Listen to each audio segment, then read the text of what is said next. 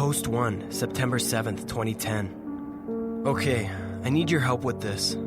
This is not a creepypasta. This is, however, a very long read, but I feel like my safety or well-being could very well depend on this.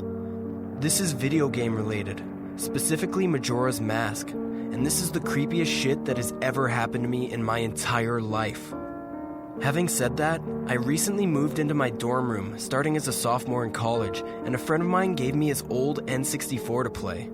I was stoked, to say the least.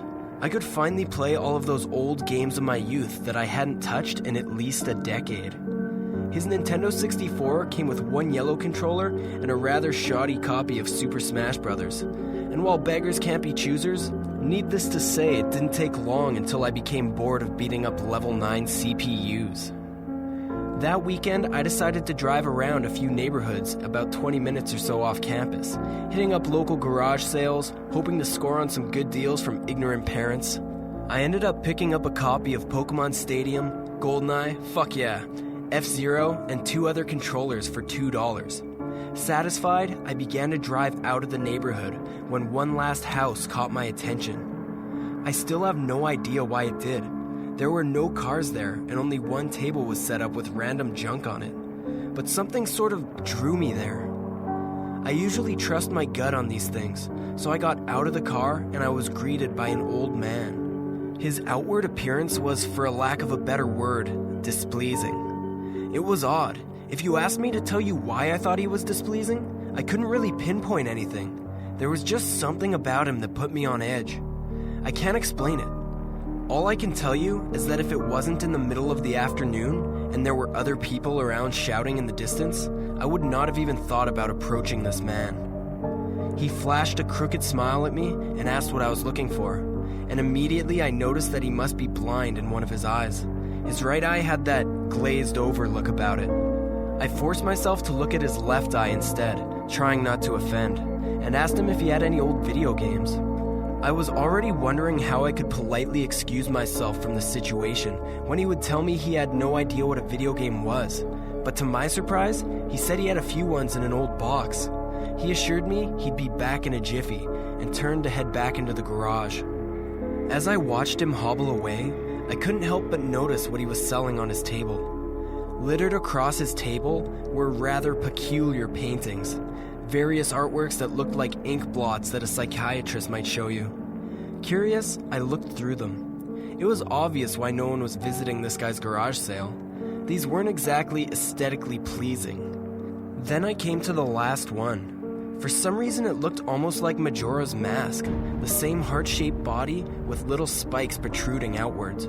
Initially, I just thought that since I was secretly hoping to find that game at these garage sales, some Freudian bullshit was projecting itself into the ink blots. But given the events that happened afterward, I'm not so sure now. I should have asked the man about it. Oh, how I wish I would have asked the man about it. After staring at the Majora-shaped blot, I looked up and the old man was suddenly there again, arm's length in front of me, smiling at me. I'll admit I jumped out of reflex and laughed nervously as he handed me a Nintendo 64 cartridge. It was the standard gray color, except that someone had written Majora on it in black permanent marker. I got butterflies in my stomach as I realized what a coincidence this was and asked him how much he wanted for it. The old man smiled at me and told me that I could have it for free, that it used to belong to a kid who was about my age that didn't live here anymore. There was something weird about how the man phrased that, but I didn't really pay attention to it then. I was so caught up in not only finding this game, but getting it for free. I reminded myself to be a bit skeptical, since this looked like a pretty shady cartridge, and there's no guarantee it would work. But then the optimist inside me interjected that maybe it was some kind of beta version or pirated version of the game, and that was all I needed to be back on Cloud 9. I thanked the man, and the man smiled at me and wished me well, saying, "Goodbye then." At least that's what it sounded like to me. All the way in the car ride home, I had a nagging doubt that the man had said something else. My fears were confirmed when I booted up the game. To my surprise, it worked just fine, and there was one save file named simply Ben. "Goodbye, Ben," he was obviously saying. "Goodbye, Ben." I felt bad for the man, obviously a grandparent and obviously going senile, and I, for some reason or another, reminded him of his grandson, Ben. Out of curiosity, I looked at the save file, eyeballing it. I could tell it was pretty far in the game. He'd almost had all the masks and 3 out of 4 remains of the bosses. I noticed that he had used the owl statue to save his game. He was on day 3 and by the Stone Tower Temple, with hardly an hour left before the moon would crash. I remember thinking it was a shame that he had come so close to beating the game, but he never finished it.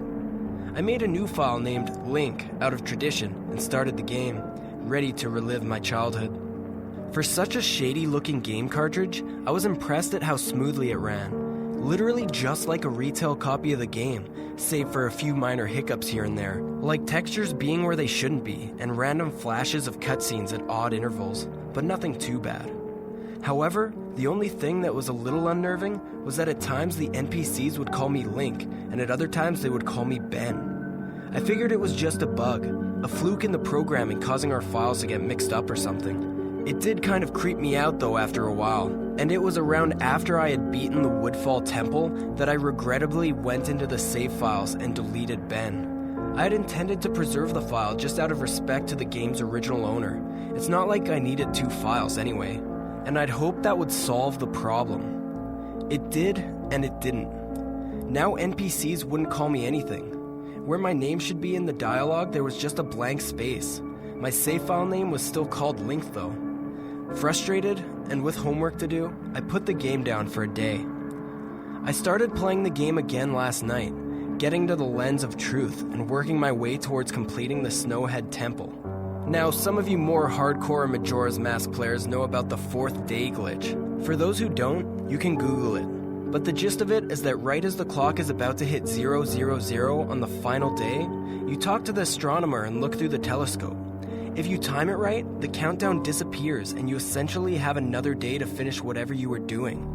Deciding to do the glitch and try to finish the Snowhead Temple, I happened to get it right on the first try, and the time counter at the bottom disappeared. However, when I pressed B to exit the telescope, instead of being greeted by the astronomer, I found myself in the Majora boss fight at the end of the game in the trippy boxed arena, staring at the Skull Kid hovering above me. There was no sound, just him floating in the air above me, and the background music which was regular for the area, but still creepy. Immediately, my palms began to sweat.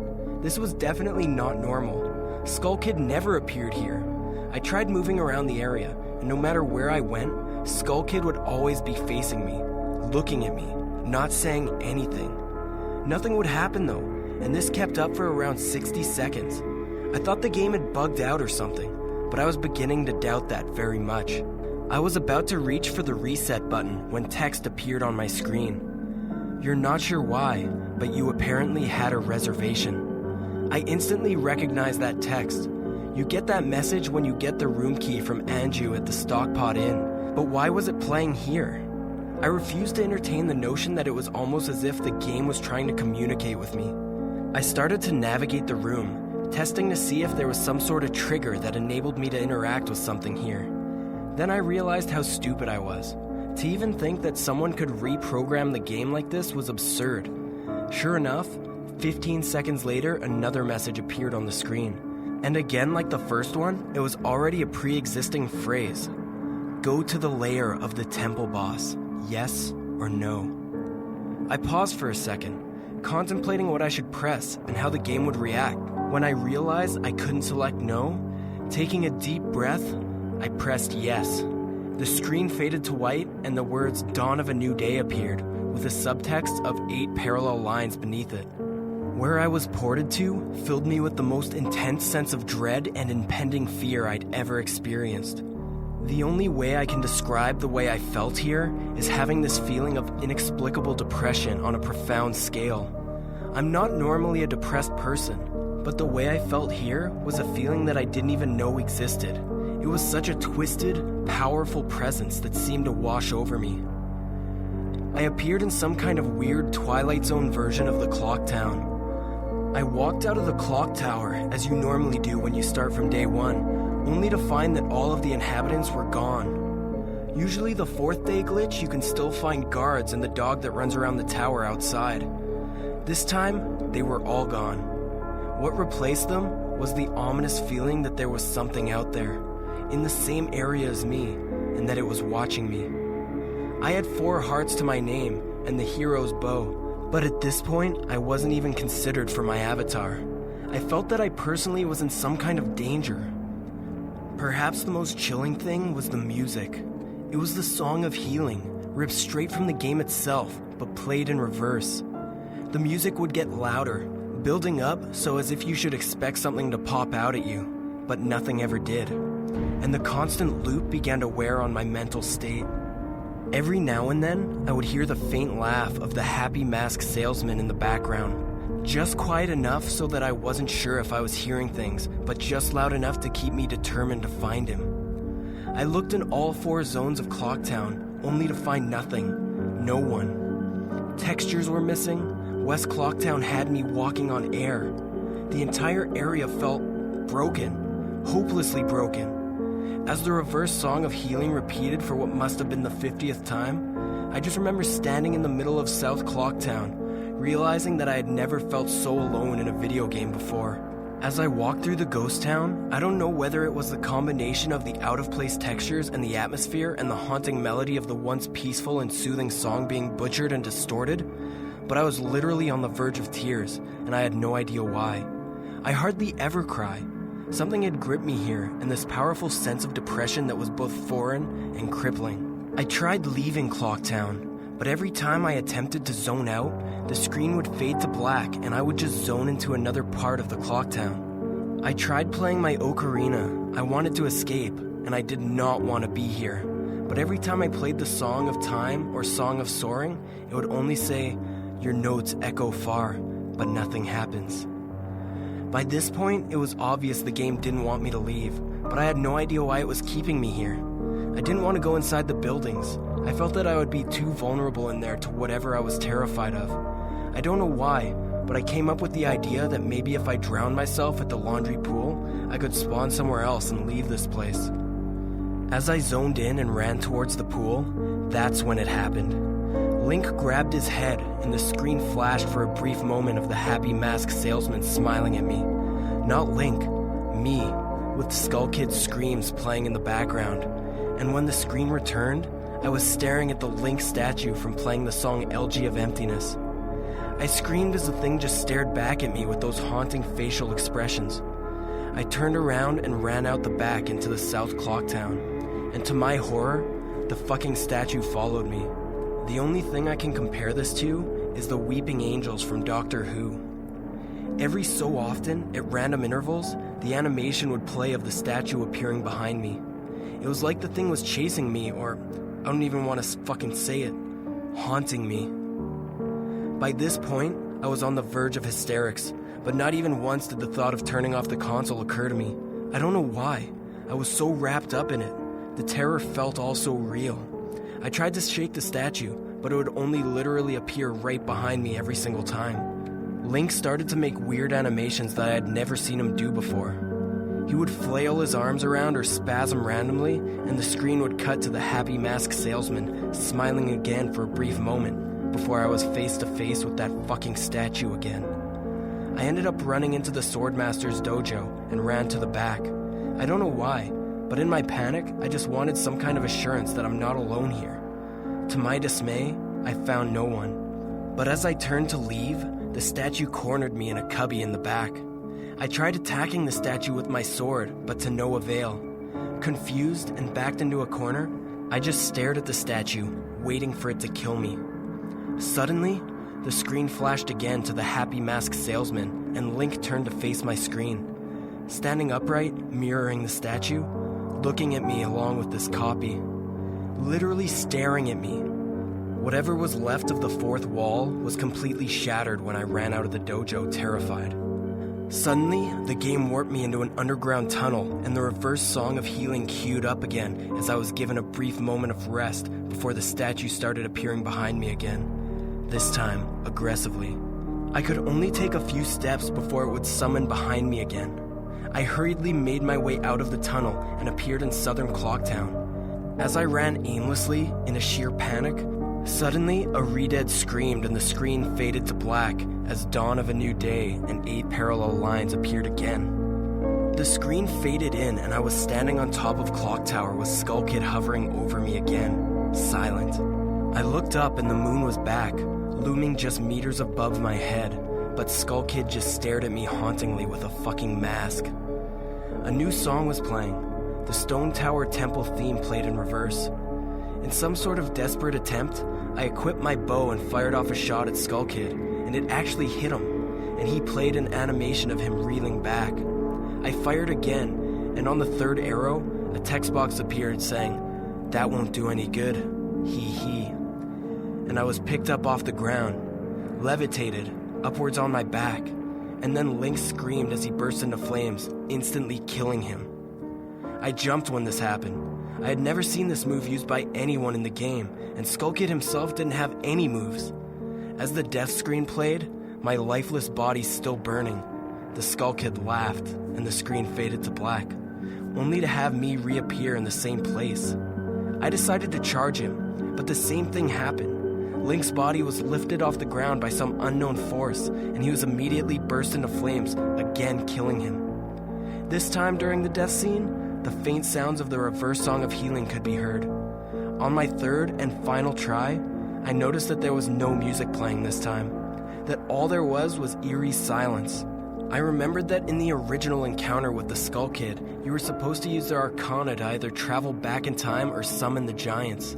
I attempted to play the Song of Time, but before I could hit that last note, Link's body once again horrifically exploded into flames, and he died. As the death screen neared its end, it began to chug, as if the cartridge was trying to process a lot of something. When the screen came to, it was the same scene as the first 3 times, except this time, Link was lying on the ground dead in a position I had never seen in the game before. His head was tilted towards the camera, with the Skull Kid floating above him. I couldn't move. I couldn't press any buttons. All I could do was just stare at Link's dead body. After around 30 seconds of this, the game simply fades out with the message, "You've met with a terrible fate, haven't you?" before kicking you out to the title screen. Upon getting back to the title screen and starting again, I noticed my save file was no longer there. Instead of Link, it was replaced with Your Turn. Your Turn had 3 hearts, 0 mask, and no items. I selected Your Turn, and immediately when I did, I was returned to the Clock Tower rooftop scene with my Link dead and Skull Kid hovering over, and his laughing looping over and over again. I quickly hit the reset button, and when the game booted up again, there was one more save file added. Below Your Turn, entitled Ben. Ben's save file is right back where it was before I deleted it, at the Stone Tower Temple with the moon almost crashing. I turned the game off at that point. I'm not superstitious, but this is way too fucked up even for me. I haven't played it at all today. Hell, I didn't even get any sleep last night.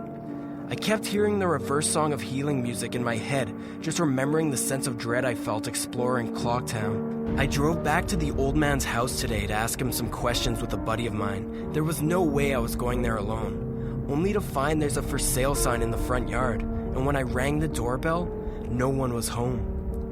So now I'm back here writing down the rest of my thoughts and recording what happened. Sorry if some of this has grammatical errors and whatnot. I'm running on no sleep here.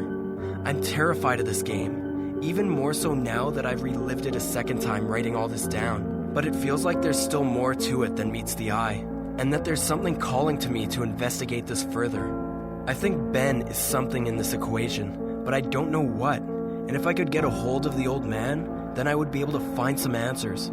I need another day or so to recuperate before tackling this game again. It's already taken a toll on my sanity, but next time I do this, I'm going to be recording my footage all the way through. The idea to record only came to me towards the end, so you see the last few minutes of what I saw, including the Skull Kid and the LG statue, but it's on YouTube. I'm going to stay in this thread for a little while longer before I fall asleep to answer any questions you guys might have, or hopefully listen to your ideas or theories to help me shed some light on what this may be, or what I should try and do. I think I'm going to play Ben's file tomorrow to see what happens. Maybe I was supposed to do that all along. I don't believe in paranormal shit, but this is a little fucked up. But maybe this Ben guy is just a really good hacker or programmer. I don't want to think about the alternatives if he isn't. That's the end of this first post. I'm hoping that maybe this is some kind of running gag the developers had that other people have gotten gagged or hacked copies of this game like this. This just really scares me. Post number 2, September 8th, 2010. I'm going to post what happened and link the video footage, but last night everything got way too real for me. I think I'm done messing around with this. I passed out pretty much immediately after making that thread, but last night, the Elegy of Emptiness statue, I had a dream about it. I dreamed that it was following me in my dream, that I would be minding my own business when I'd feel my neck hair standing up on the end. I would turn around and that thing, that horrible lifeless statue would be staring at me with those empty eyes merely inches away. In my dream, I remember calling it Ben, and never before had I had a dream that I could remember so vividly.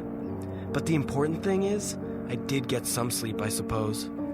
Today, putting off playing the game as long as I could, I drove back up to that neighborhood to see if the old man came back. As I expected, the car was still gone and no one was home. As I was walking back to my car, the man next door mowing the grass killed the power to his lawnmower and asked me if I was looking for someone. I told him I was looking to talk to the old man that lived here, to which he told me what I already knew: he was moving. Trying a different avenue, I asked if the old man had any family or relatives I could talk to. I discovered that this old man had never been married, nor did he have any children or grandchildren through adoption. Starting to become worried, I asked one final question, one that I should have asked from the beginning. Who was Ben? The man's expression turned grim, and I learned that 4 doors down, around 8 years ago on April 23rd, the man informed me that it was the same day as anniversary. That's how we knew the specific date. There was an accident with a young boy named Ben in the neighborhood. Shortly after, his parents moved. And despite any further attempts to talk to the man to get more information, he wouldn't divulge anything else. I went back and started playing again. I loaded up the game and immediately I jumped at the title screen where the mask flies by. The sound that played was not the normal whoosh sound. It was something much more higher pitched. I pressed start, bracing for the worst, but just like 2 nights ago, the files Your Turn and Ben were displayed. Truth to be told, I looked at the Ben file earlier. It seemed to fluctuate between displaying the owl save and not. I brought up Ben's file, hesitated for a moment, noticing the stats were not the same as they originally were 2 days ago. It seemed like he had already completed the stone temple this time. Summoning my courage, I selected it. Immediately I was thrust into complete chaos. Sure enough, I was outside Stone Tower Temple, but that's about all that was expected. The zone itself wasn't called Stone Tower Temple, but rather Stone. And immediately a dialogue box of complete gibberish that I couldn't make out greeted me. Link's body was distorted. His back was cocked violently to the side where his posture was permanently disfigured. Link's expression was dull, almost monotonous. He had an expression on his face that I didn't recognize before. It was a blank look, as if he was dead. As Link stood there, his body spasmed irregularly, back and forth. I examined what had become of my avatar, and noticed I had a C button item I had never seen before. It had some kind of note, but pressing it did nothing. Sounds played back and forth that I didn't recognize from the game, almost demonic in nature, and there was some kind of high-pitched yip, or some kind of laugh, or something playing in the background. I had all of 2 minutes to take in the environment before another one of those fucking Elegy of Emptiness statues was summoned, and immediately after, I was cut into the Dawn of Day screen. Except this time, there were no black vertical lines for subtext. I was a Deku scrub in Clocktown. The scene would normally play after the first time you traveled back in time. Tattle would say, "What just happened?" It was as if everything has, but instead of saying started over, she finished her remark in broken text as the laugh of a happy mask salesman played in the background. I was put back in control of my character, but from a fucked up camera angle. I was looking from behind the door to the clock tower, watching my avatar run around as a Deku scrub. Seeing as how I had really no place to go because I couldn't see anything, I begrudgingly went inside the door. There, I was greeted by the happy mask salesman, who simply told me, "You've met with a terrible fate, haven't you?" before the screen whited out. I was in Termina Field as a human again. I might as well not have been playing the same game anymore. I was being warped around and there was no sign of any day clock or anything. I took a moment to get my bearings as I looked around the field, and immediately I could tell that this was not normal. There were no enemies, and a twisted version of Happy Mask Salesman's theme was playing. I decided to run towards Woodfall before I noticed a gathering of 3 figures off to the side, one of them being Epona. As I approached them, to my horror, I saw Happy Mask Salesman, the Skull Kid, and the Elegy of Emptiness statue just standing there. I figured maybe they were bugged out, but by now, I told myself I should know better. Nevertheless, I approached them carefully and found that the Skull Kid was playing some kind of idle animation on loop. Same with Epona, and the Elegy of Emptiness statue was doing what it had been doing all along, just standing there eerily. It was the Happy Mask Salesman that scared me more profoundly than the other 2. He too was idle, wearing that shit-eating grin, but wherever I moved, his head slowly turned and followed me. I had not engaged in any dialogue with him, nor was I in combat with him, yet his head still continued to follow my movements. Reminded of my first encounter with the Skull Kid on top of Clock Tower, I pulled out my ocarina, to which the game played the ding sound when you're supposed to play your ocarina, and tried a song I hadn't played yet. The Happy Mask Salesman's own song, and the song that had been playing on loop back in day 4, the Song of Healing. I finished playing the song, and as I did, an ear-piercing shriek blasted my TV. The sky immediately started flashing, and the Happy Mask Salesman twisted theme song sped up, intensifying the fear inside me, and Link exploded into flames, then died. The 3 figures stayed lit up during my death screen as they watched my lifeless body burn. I can't describe to you how sudden and terrifying the transition from eerie to horror it is. You're going to have to watch this video if you want to see firsthand. The same fear that caused me to lose sleep 2 days ago started to grip me again as I was met with the text, "You've met with a horrible fate, haven't you?" for the 3rd time. There has to be some kind of meaning behind that. I had little time to ponder as I was immediately given another small cutscene of transforming into a Zora, and now I found myself in Great Temple Bay. Hesitant but curious to see what the game had in store for me, I slowly made my way towards the beach, where I found Epona. I wondered why the game had decided to put her here. Was the game implying she was trying to get a drink? Unable to take the mask off, I decided that riding the steed wasn't the reason she was placed there. Suddenly I realized that Epona kept neighing, and the way she was angled made it look like she was trying to signal a point to me off in the distance. It was a hunch, but I dove into Great Bay and started swimming. Sure enough, I almost missed it. I found something at the bottom of the ocean, one last Elegy of Emptiness statue. I went down to examine it, and suddenly my Zora started doing a choking animation I'd never seen a Zora do before, which didn't even make sense because Zoras can breathe underwater. Regardless, my character choked to death and died, and again, the statue was the only thing that was highlighted in my death. I didn't respawn this time. I was booted back to the main menu as if I restarted the console. The press start screen was before me. I knew the only reason why it would put me here is because the save files had changed again. Taking a deep breath, I pressed start, and I was right. The new save files told me about Ben. Now it made sense why the statue appeared when I tried to go to the laundry pool. The game must have anticipated how I would have tried to escape the Day 4 clock town. The 2 save files told me his fate. As I suspected, Ben was dead. He had drowned.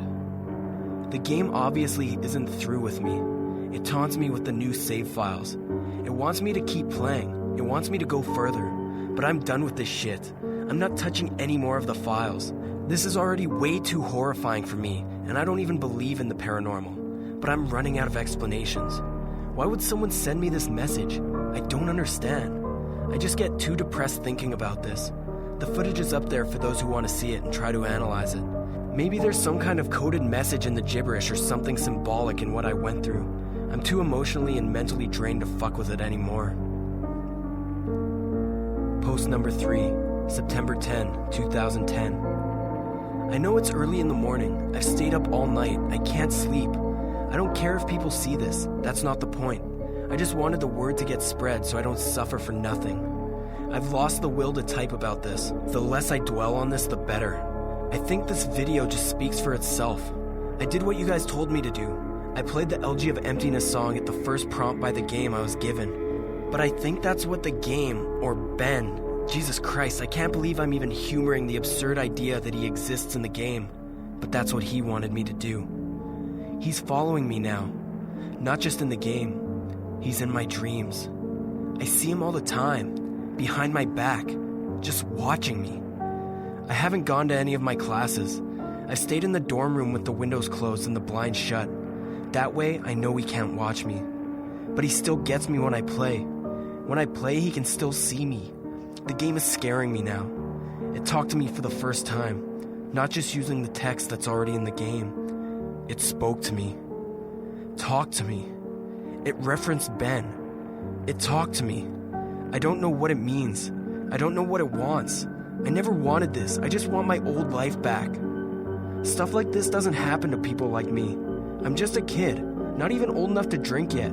It's not fair. I want to go home. I want to see my parents again. I'm so far away from home here at the school. I just want to hug my mom again. I just want to forget the statue's horrible blank face. My original game file's back, just the way I'd left it before it was gone. I don't want to play it anymore though. I feel like something bad will happen if I don't. But that's impossible. It's a video game. Haunted or not, it can't hurt me, right? Like seriously though, it can't, right? That's what I keep telling myself. But every time I think about it, I'm not so sure. Post number 4, September 12th, 2010. Let me just clear things up. I know you guys are worried about Jaduzable. He's okay. He finished moving out today and he said he's going back home. He's just taking the semester off. I'm really not sure what's happened. I have a vague idea, but you guys probably know more than I do. I'm Jaduzable's roommate, and obviously I know something was wrong with him for a few days now. He stayed in his room all the time, fell out of contact with literally all of his friends, and I'm pretty sure he hadn't been eating hardly anything. And after the second day, I couldn't stay in there anymore. So I've been crashing at a buddy's place, only coming into the room to get stuff I need. I tried talking to him several times, but he would cut me off or just keep the conversation brief when I asked him about his strange behavior.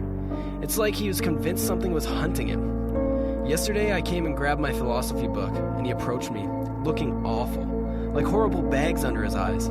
He handed me a flash drive and gave me specific instructions.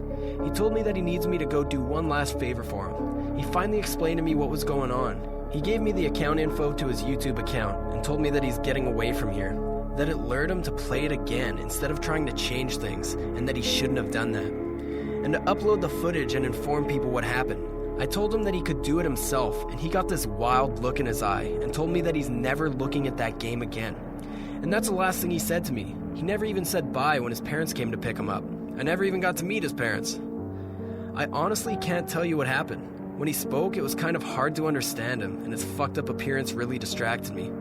On the flash drive, there was the footage of the game last night, a text document with his name, and a password for YouTube.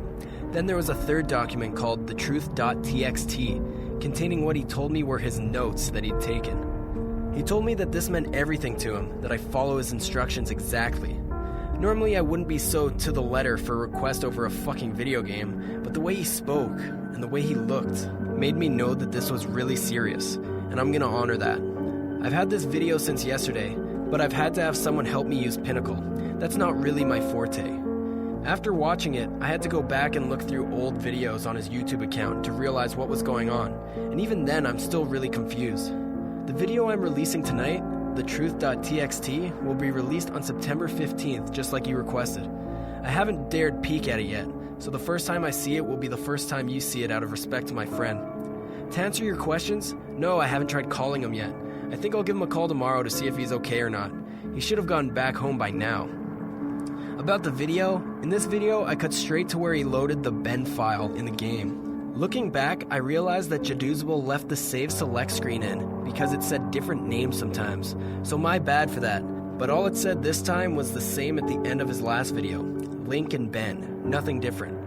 I was there when he played it, but it looks to me like in the beginning when he first spawns he's testing out his equipment or seeing what items he has or something, because apparently they've changed randomly before. Then after that, I just think the game got too personal for him. Post number 5, September 15th, 2010. Hey guys, Jaduzable here. This will be the last time you will be hearing from me, and this is my final gift to you. These are the notes that I have taken and the realizations I've made. Before I delve into this, I want to thank you for following me and thank you for listening. It feels like the weight of a powerful burden is about to be lifted. By the time you read this, I won't be around anymore. But after spending 4 days with this maddening game, I've begun to understand what's really at play here, and hopefully after reading this, we can ensure that this never happens again. There are things that I could not share with you while this was going on due to the circumstances to which I'll explain. With Ben blocking any attempt I made to try and relay the truth to you, I tried, ever so subtly, to warn you guys in various ways. Amidst the chaos and delirium, I devised to make a barely noticeable pattern in my videos. In all 5 videos I recorded over the 4 days, I have either had the Mask of Truth interacted with a Gossip Stone or the Lens of Truth equipped at some point.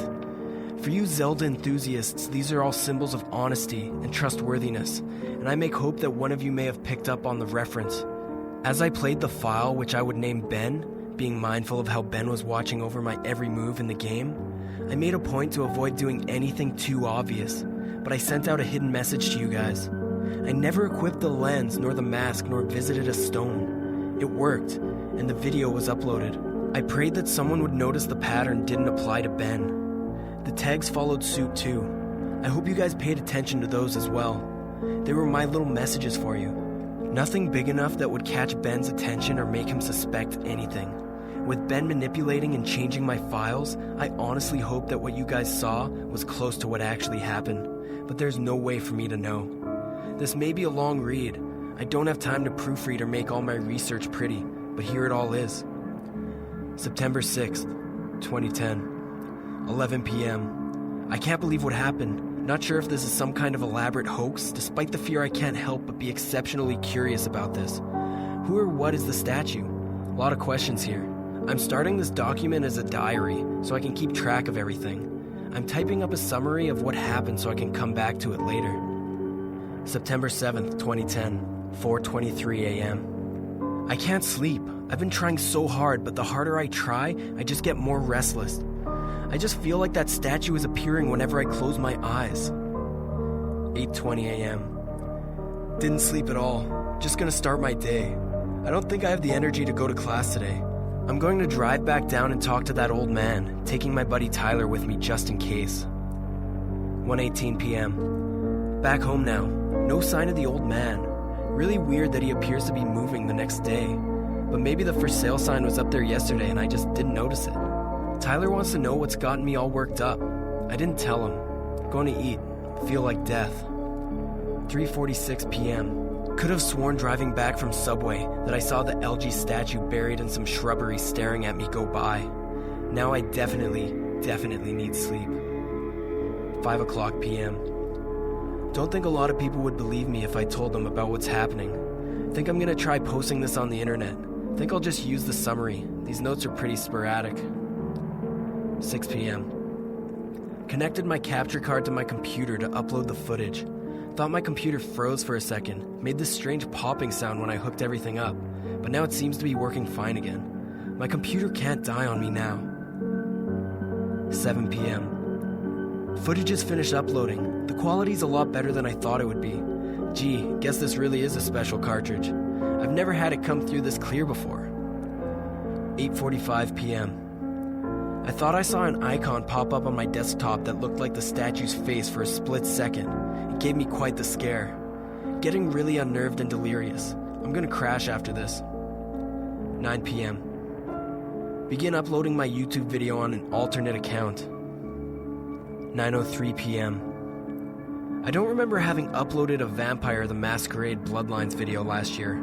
This was probably the account that I shared with a friend of mine last summer. I hope he doesn't mind me using it to upload this. 9:55 p.m. Posting my summary of day 4 with a link to YouTube video. Going to try to stay awake, but I'm so tired right now. September 8th, 2010. 10:48 a.m. I had a dream about the statue. I dreamed that it was following me in my dream. That I would be minding my own business and I'd feel my neck hairs stand up on end. I would turn around and that thing, that horrible, lifeless statue would be staring with those empty eyes right at me, merely inches away.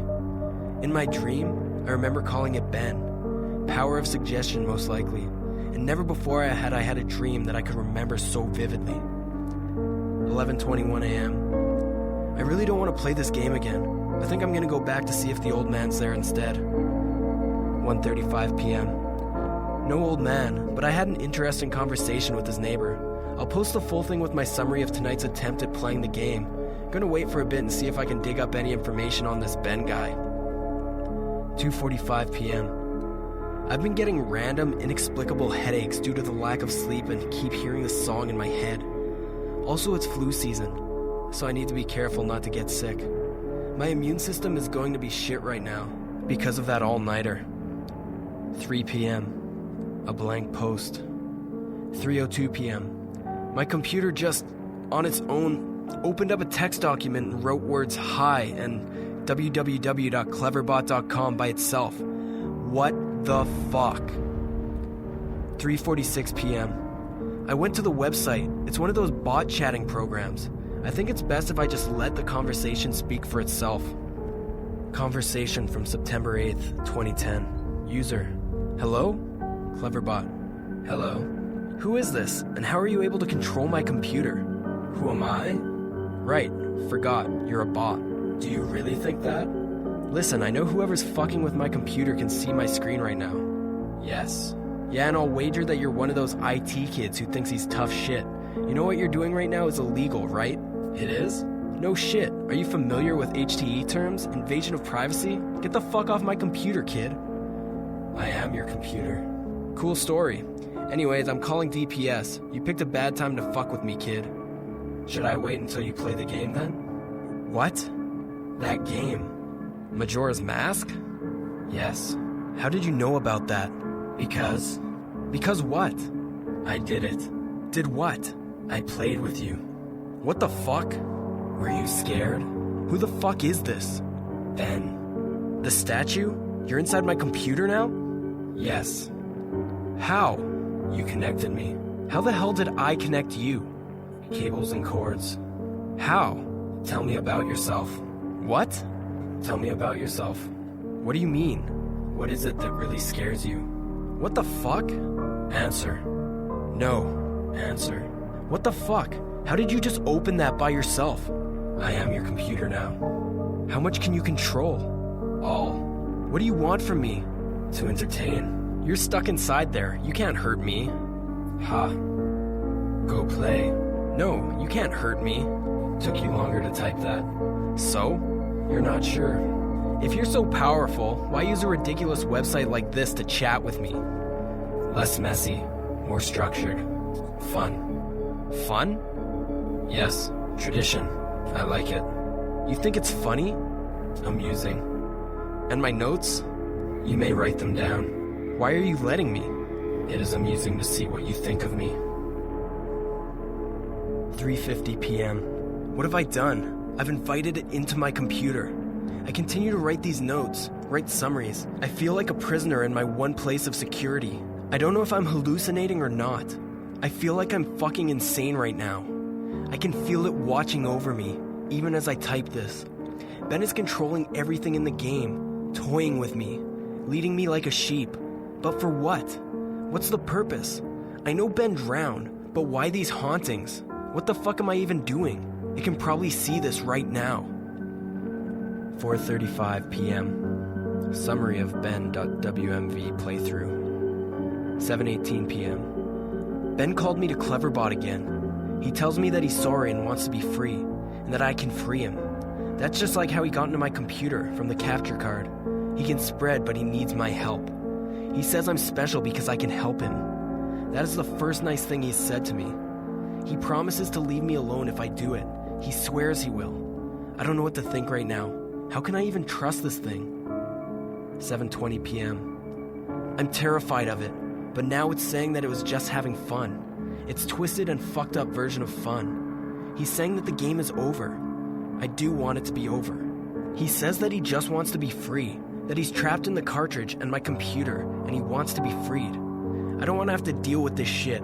I don't know how long I can deal with the watching, It's watching my every move, every keystroke. I have nothing private anymore. It knows everything that's been on my computer. It tells that if it wanted to, it could do horrible things to me, but it hasn't, so I should trust it.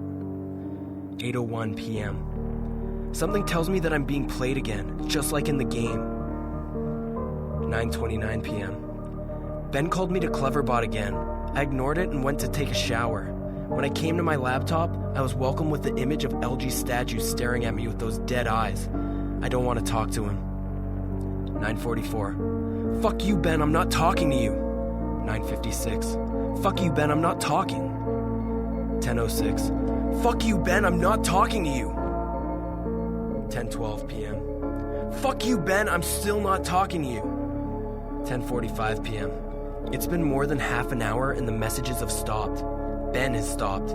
I'm beginning to think that Ben isn't confined to just my computer and the cartridge. I'm beginning to feel something. It's hard to explain. I've never been spiritual, but there's something different about the air in my room now. 11:42 p.m. I'm beginning to see the LG statue randomly as I search the internet in places I shouldn't. Places where he shouldn't be. I'd be scrolling down and suddenly I'd be staring at a picture of the LG statue. Always the LG statue.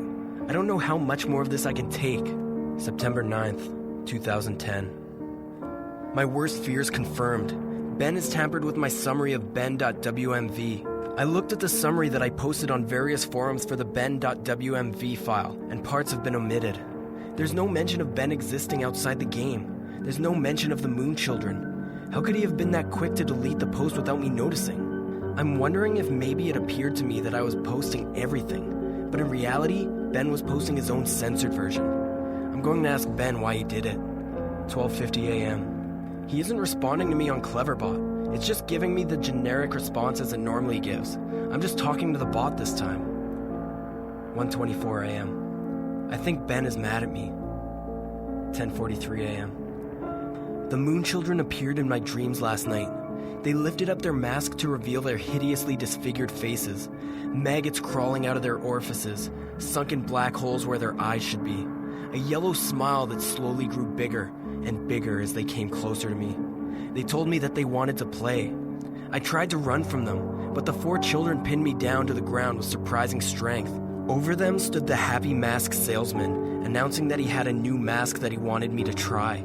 In his spastic sudden movements, matching his in-game appearance, he took out a mask modeled off someone's face that I couldn't recognize, a younger-looking face, and handed it to the Moon Children. Giggling, they latched it to my face, their horrible broken bodies bouncing up and down. 2 of them held me down while the other 2 began to sew the mask onto my face. My shrieks and screams caused the Happy Mask salesman's face to turn into the most horrific smile I'd ever seen. He sporadically moved around, examining the procedure like a curious doctor. I flailed around, but it was no use. My eyes rolled in the back of my head because of the pain. It felt so real, but I couldn't wake up. I couldn't wake up no matter how hard I tried. I couldn't wake up. After the mask was melded onto my flesh, they began sewing my legs together. Then my arms. The horrific feeling of a needle puncturing your legs and pulling them in, rupturing your Achilles tendons and tying them together, resonated throughout my entire body. I tried to scream, but the mask was pressed so tightly against my face that it was my new face, and my new face had no mouth. I didn't make a sound. I tried telling myself in my head that I was dreaming, tried telling myself again and again, and suddenly, the Moon Children stopped and looked at me. They just stared, and the Happy Mask salesman slowly bent down and stared at me, inches away from my face, and grinned and simply said, "You've met with a terrible fate, haven't you?" I couldn't wake up. I couldn't wake up. It wouldn't let me wake up until they had crafted me into another LG statue. I woke up sweating, crying, and shaking uncontrollably. I immediately ran to my computer and went for Ben. September 9th, 2010, Conversation 1. User: Answer me, Ben. Cleverbot: Welcome back. What's the point of doing this, and why? I'm using to see. How? Fun to play. Fun to toy with you. Make you feel safe. I wonder how you would have reacted. To what? If I hadn't revealed myself and stayed hidden. Only doing little things play with you. Close out your windows. Turn off your computer. Move your mouse by itself. Little things. Make you wonder if I am there, but you never know. Give you little hints that I am. I wanted to do something different with you. You did this before? Yes, and I will do it again. To who? Ben? Did you know Ben? Won't tell that information to you. How did Ben die? You know. No. But did he drown? Won't tell you that. Why? It is reserved for another. Who? Another who asks. When? Later. I'm beginning to think this thing, maybe it isn't Ben at all. In its sadistic nature, I wouldn't be surprised if it took the boy's name after it killed him. 12:04 p.m. My room's beginning to feel different again. There's something out there. I feel really threatened. Like there's something that's trying to reach out to me and strangle me, but it can't quite get there. 12:46 p.m. I think Ben doesn't want to play with me anymore. I'll play again. I'll play the game again. Ben, can you see this? I'll play the game again. Please, just stop this. Please, please. 1:41 p.m. I'm going insane trying to decide what is real and what isn't. Is Ben just playing a trick on me, or is this for real? Is Ben generating these replies, or are people actually posting them? Did I just see the screen flicker, or was it my imagination? Imagine depending on the internet and trusting your eyes for your entire life, and then being blinded. You can't rely on it anymore. You second-guess everything.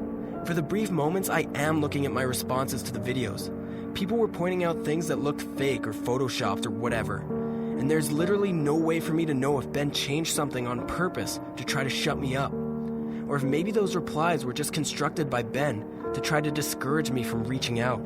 See, I get fucking caught in an infinite mindfuck loop like this, and this is what's been wearing on my sanity and pushing me to the edge. As I'm writing this, there's no way of even telling if anyone cares as much as I think they do. Just another fucking trick. Does the whole document even exist? Am I writing nothing? September 10th, 2010. Conversation 2. User. What is it? What's the point of playing? I die whenever I do anything. You die because you can't figure out the secret. What? Thematic.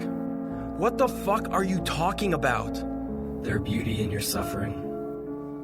4:09 p.m. Ben is making me play the game again. It tells me that it has something very important to show me.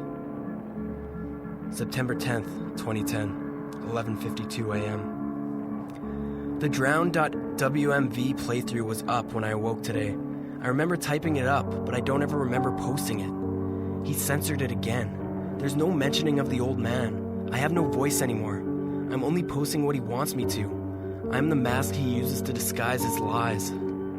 11:55 a.m. There's an entire video summary of a video that I don't remember doing.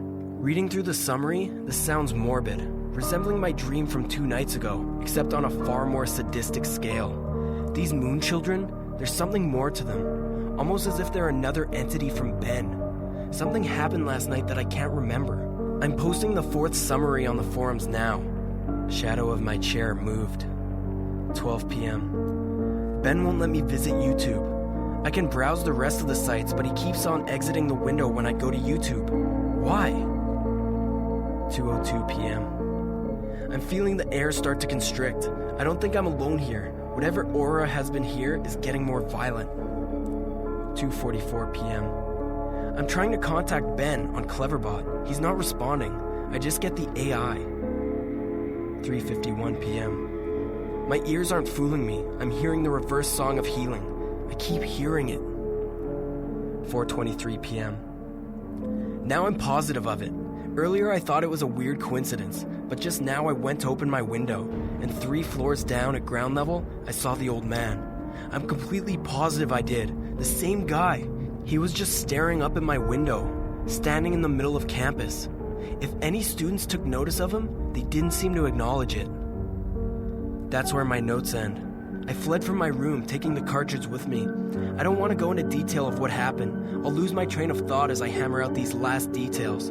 It's been roughly 2 days since then. This is my last summary and service to you of the final video you guys saw, matt.wmv. The last video entry I made, matt.wmv, began as normal. I was spawned in Clocktown as usual, and nothing seemed to be out of place. Determined to set things right and play the Oath of Order on top of the clock tower on the 4th day, I prepared myself. I sped up time and got to the final day, making my way to the observatory. As I got up to the telescope room and approached the astronomer, he would not let me look into his telescope. He told me that it would be cheating and that I should follow the rules. Despite my repeated efforts, the game would not let me do the 4th day glitch, no matter how hard or what I tried. I tried working around the game and doing the glitch, but it was adamant this time. Regardless of if I simply had the illusion of free will in prior games, this time the game became more aggressive than anything I've ever seen. It eventually told me to go to Ikana Canyon, where the game would end and it would stop haunting me. Anxious and desperate to end this nightmare, I played the Song of Soaring and ended up there. I was told to check my inventory, that I would find the answers there to end the game. I arrived at Ikana Canyon and saved my progress at the owl statue. As I searched through my inventory, I finally noticed that I was missing a reoccurring song, the Elegy of Emptiness. Obviously, once I traveled there and learned the song, I suppose that was the last thing it needed before Ben decided it had enough fun playing with me. Ben is a manipulator. He tries to fool his victims into security and makes you drop your guard like a Venus flytrap. He ensnares them. I am nothing but a puppet to him. He enjoys seeing what kind of human emotions he can tap into by doing different things. There are still some things about the whole experience that still don't make sense.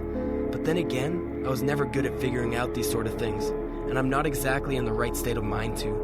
I'm giving you all the pieces of the puzzle for you to analyze and piece together the missing links. I'm typing these closing thoughts on the library computer on campus, and I've emailed myself the notes I've stored on my infected computer from the last 4 days. I'm then going to combine those notes I have with the notes I've typed on this public and safe computer into one text document.